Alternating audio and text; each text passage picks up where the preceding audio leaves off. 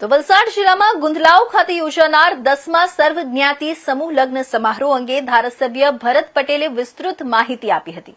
આ પ્રસંગે તેમણે સમૂહ લગ્ન દ્વારા સેવાકીય કાર્યના મહત્વ પર પ્રકાશ પાડતા જણાવ્યું કે આવા આયોજનથી સમાજમાં સમાનતા, સહભાગિતા અને ખર્ચ બચતનો સારો સંદેશ મળે છે। સાથે તેમણે સરકારની વિવિધ યોજનાઓ, લગ્ન સહાય અને નવનિર્મિત દંપતીને મળવાપાત્ર આર્થિક તથા સામાજિક લાભોની પણ વિગતવાર માહિતી આપી હતી। આ સેવાભાવી કાર્યને વલસાડ જિલ્લાના લોકોએ ખુલ્લા દિલથી આવકાર આપ્યો હતો અને આયોજકોની પ્રશંસા કરી હતી।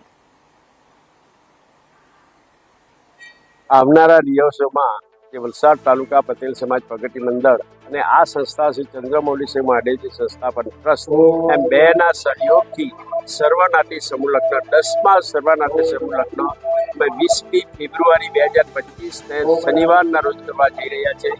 આ કાર્યક્રમની પૂર્ણ તૈયારી સર્વનાટી સમૂહ લગ્ન કમિટી બધી તૈયારી કરી રહી છે। આ વર્ષે 2 મહિના પહેલા જલ્દી લગ્ન રાખવામાં આવ્યા છે, છતાં પણ લગભગ 25 કે 30 કપલ નોંધાઈ ગયા છે અને ગુંદલાવ ખાતે આ સર્વનાટી સમૂહ લગ્નનું આયોજન કરવામાં આવ્યું છે।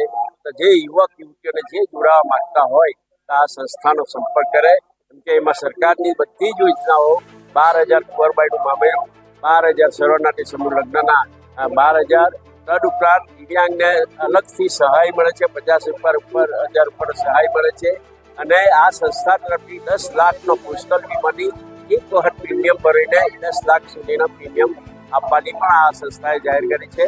આ પટેલ સમાજ પટેલ પ્રગતિ મંડળ દ્વારા સર્વનાટી સમૂહ લગ્નમાં વલસાડ જિલ્લાના કે વલસાડ તાલુકાના દરેક ભાઈઓ અને બહેનોને આ યુવક યુવતીઓને આ લગ્ન પ્રસંગમાં જોડાવા, દરેક હિન્દુ વિધિ પ્રમાણે આગલે દિવસે હાંટકની ક્રિયા થશે અને કેવી રીતે આપણા બાળામાં દીકરી પરણે એવી રીતે આ પ્રસંગ ઉજવાય છે અને કરિયાવરમાં એને જોઈતી વસ્તુ બધું જ આપવામાં આવે છે અને દરેક કન્યાદાનનો સારો સામાન આપવામાં આવે છે।